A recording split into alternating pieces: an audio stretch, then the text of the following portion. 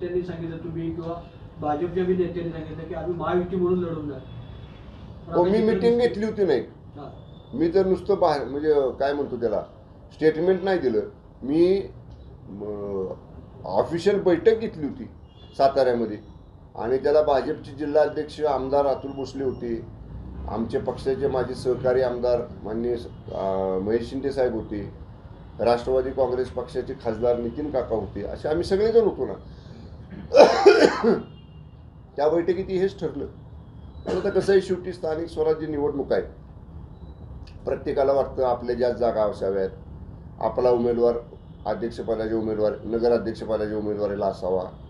त्यामुळं अपेक्षा सगळ्यांच्याच जास्त होत्या तिन्ही पक्षांच्या आणि प्रयत्न करून सुद्धा नाही होऊ शकला समन्वय. त्यामुळे ठीक आहे, आता मैत्रीपूर्ण लढू. आम्ही महायुतीत आहोत आणि आम्हाला आमच्या तिघांच्याही नेत्याने, आमचे नेते आदरणीय एकनाथजी शिंदे साहेबांनी पण सांगितलं की जरी जिथं कुठं आपली युती होणार नाही, टोकाची टीका करू नका, गावाच्या विकासाच्या किंवा त्या स्थानिक मुद्द्यांवरती बोला. निवडणुका जरी ह्या होऊन गेल्या तरी आपल्याला महायुती म्हणून कायम राहायचं आहे. त्यामुळं आम्ही मैत्रीपूर्ण लढू.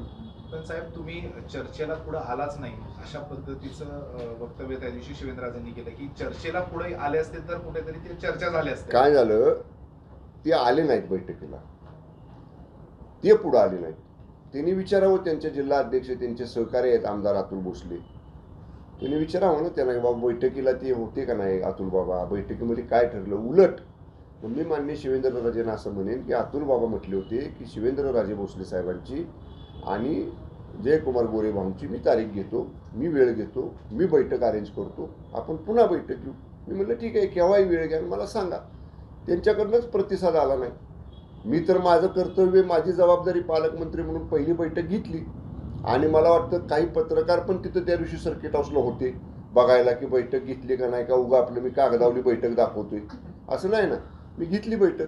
आता बाबाराजे जर म्हणत असतील शंभूराज पुढे झाले नाहीत तर त्यांनी मला कधी पुढे यायला सांगितलं, पुढे या म्हणून हाक मारली, ते पण सांगावं त्यांनी. एबीपी माझा, उघडा डोळे बघा नीट.